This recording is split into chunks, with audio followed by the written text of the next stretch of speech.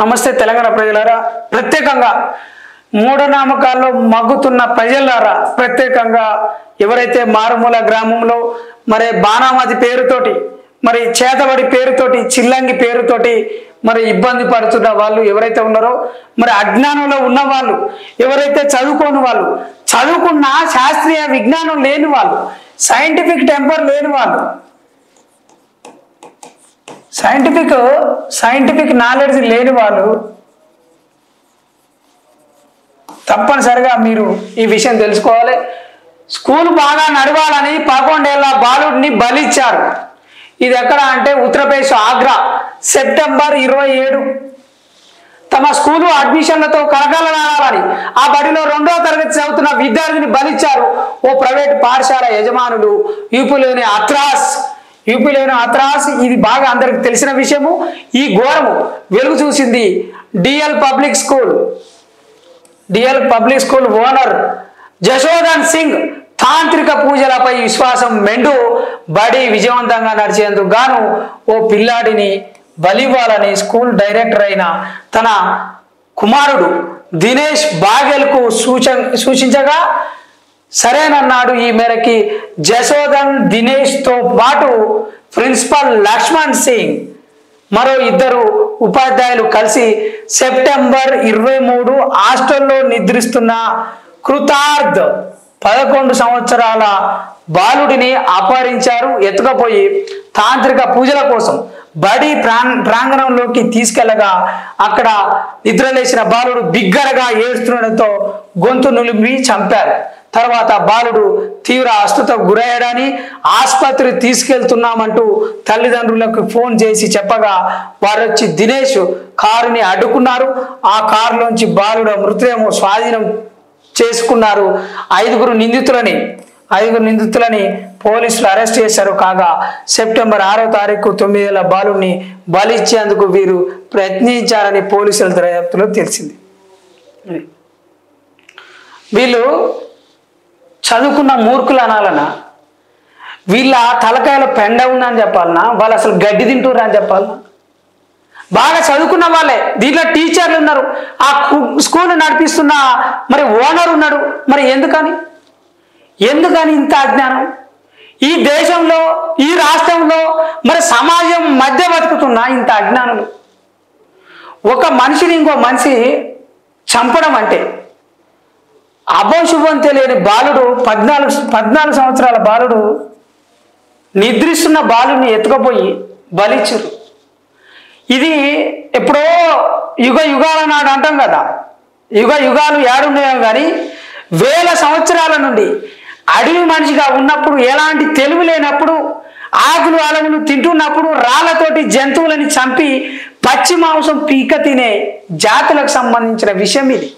అంటే ఎంత విజ్ఞానం వచ్చినా, ఎంత ఆధునికత సంతరించుకున్నా, నిజంగా రాకెట్లలో చంద్రుని మీదకి, మరి సూర్యుని మీదకి, మరి అంగారకుని మీదకి పోయేంత విజ్ఞానం ఉన్నప్పటికీ సముద్ర గర్భంలోకి మరి అక్కడ ఏ జంతు జాతులు ఉన్నాయి, అక్కడ ఎలాంటి ఖనిజాలు ఉన్నాయని చెప్పేసి వేల కిలోమీటర్లు సముద్రం లోపలికి పోయి ఆకాశం మొత్తం తిరిగి వస్తున్నప్పటికీ ఈ భూమి మీద జీవిస్తున్న మనుషులకి ఏమాత్రము శాస్త్రీయ దృక్పథం లేదు, ఏమాత్రము మనుషుల పట్ల ప్రేమ లేదు, దయ లేదు, మానవత్వం అనేదే లేదు.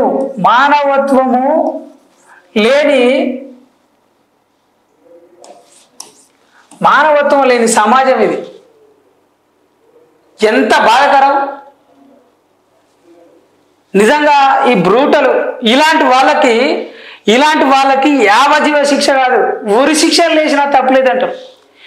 ఇదే ఏరే దేశాలు, ఒకవేళ గల్ఫ్ కంట్రీసో, యూరోపియన్ కంట్రీసో, స్కాండినేవియన్ కంట్రీసో, ఒక ఐర్లాండో, లేదంటే ఒక ఫ్రాన్సో, ఈవెన్ అమెరికా అయినా, ఈవెన్ జర్మనీ అయినా, జపాన్ అయినా వీళ్ళని జీవితాంతం జైల్లో ఎత్తారు. వీళ్ళని ఎంత ఘోరం అండి, ఎంత మూర్ఖత్వము.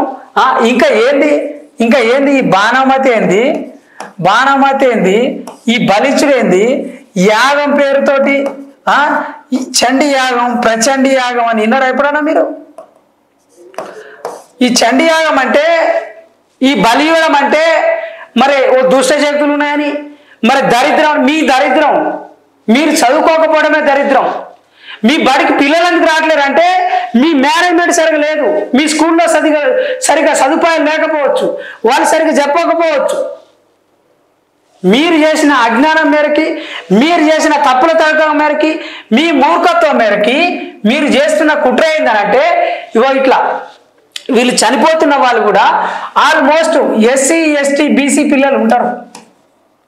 ఎస్సీ ఎస్టీ బీసీ పిల్లలే, అదైనా పేద వర్గాల పిల్లలు ఉంటారు. పేద వర్గాల పిల్లల్నే అడ్డికి పావు చేరు, మరి వాళ్ళని ఆశ చూపి వాళ్ళ తల్లిదండ్రులకి వెరవేసి మరి ఆ పిల్లలకి పూర్తిగా ఉచితం చదివిస్తామని చెప్పి ఓ ఈ విధంగా వాళ్ళని చంపే కుట్రలు జరుగుతూ ఉన్నాయి. ఏ మూలన, ఏ ప్రాంతంలో అయినా, ఏ విషయంలో అయినా, అది పెళ్ళైనా, పండుగ పబ్బాలైనా, మరి పుట్టినరోజులైనా, గృహ ప్రవేశాలైనా దయచేసి మూఢనమ్మకాలని పాటించొద్దు.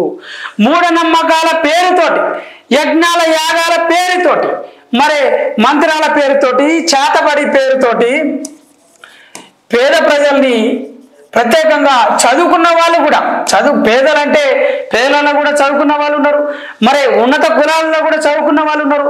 మరి అజ్ఞానంలో ఉంటే నువ్వు మనిషివైనా పశువుతోటి సమానం.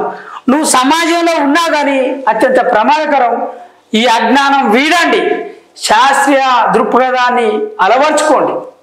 ప్రత్యేకంగా మరి ఎన్ఐన్ మీడియా ద్వారా మిత్రులారా, తెలంగాణ సమాజం ఎవరైతే గుడ్డిగా నమ్ముతున్న వాళ్ళు, కొబ్బరి నూనె రాస్తే జ్వరం పోతుందని, లేదనంటే ఏదైనా ఒక ఆకుపసరు మింగితే మరి జ్వరం పోతుందని నమ్మకండి. తేలు మందికి మరి ఆకుపసరు పోచుడు, పాము కాటికి మరి ఫలానా పసరు దాగమని చెప్తున్న వాళ్ళు మరి నిజంగా అత్యంత ప్రమాదకరం, అత్యంత ప్రమాదకరం. ఇది హేయమైన చర్య. తెలంగాణ ప్రజలు, తెలంగాణ ప్రభుత్వము, ప్రత్యేకంగా దేశంలో ఉండే ఏదైతే ప్రతిష్టాత్మకంగా కేంద్ర ప్రభుత్వం కూడా చొరవ తీసుకొని శాస్త్రీయ దృక్పథాన్ని, సైంటిఫిక్ టెంపర్ని పెంచవలసిన బాధ్యత ఉన్నది. మీరే గుళ్ళ పంటి, గోపురాల పంటి, మరి బాబాల పంటి, దొంగ బాబాల పంటి, బురిడి బాబాల పంటి పోయి వాళ్ళ కాలు మోపుతా ఉంటే, వాళ్ళ చుట్టూ దర్శనం చేసుకుంటా ఉంటే, మతాల కోసం మతాలని రాజకీయంగా ఉపయోగించుకుంటా ఉంటే ప్రజలు ఎప్పుడు మారుతారు? ప్రజలు ఎప్పుడు ఇంకా చైతన్యం అవుతారు? ప్రజలకు ఎప్పుడు జ్ఞానం వస్తుంది? తెలంగాణ ప్రజలు మరి ఉమ్మడి రాష్ట్రాలు, అది ఆంధ్రప్రదేశ్ అయినా తెలంగాణ అయినా, మరి దేశంలో ఉండే రాష్ట్రాలు కూడా మరి ప్రత్యేకంగా విద్యార్థి దశలోనే, చిన్న బాలుడిగా ఉన్నప్పుడే వాళ్ళకి శాస్త్రీయ విద్యా విధానాన్ని అలవర్చాలి. ఏది మంచి, ఏది చెడు, ఏది అజ్ఞానము, ఏది జ్ఞానం అనేది కూడా బోధించవలసిన బాధ్యత ప్రస్తుతము మరి ఎప్పటికీ మరి స్కూల్లో అయినా, మరి కుటుంబంలో, ఇంట్లో అయినా ప్రథమంగా కుటుంబ సభ్యులు, అమ్మ నాన్న, వాళ్ళ అన్నదమ్ములు, మరి అక్కచెల్లెళ్ళు బోధించాలి. మరి స్కూల్కి వెళ్తే వాళ్ళ టీచర్లు కూడా బోధించవలసిన బాధ్యత ఉన్నది. మరి ఈ స్కూల్ యాజమాన్యమే అజ్ఞానంలో మునిగి మూఢత్వంతో ఒక బాలుణ్ణి మరి బలి చేసిన ఘటన ఆగ్రాలో చోటు చేసుకున్నది. ఇది ముమ్మాటికి మరి ఒక కుట్రపూరితమా, మోసమా, అజ్ఞానమా అనేది కూడా తెలియవలసిన అవసరం ఉన్నది. ప్రభుత్వాలు చొరవ తీసుకొని ఈ యొక్క అజ్ఞానపూరితమైన సమాజాన్ని మార్చాలి. మూఢనమ్మకాలను నిషేధించడానికి మరి కర్ణాటక ప్రభుత్వం ఏ విధంగా అయితే చట్టం తీసుకొచ్చిందో అన్ని రాష్ట్రాలు తీసుకురావాల్సిన అవసరం ఉన్నదని తెలియజేస్తూ ఓకే, థ్యాంక్ యూ.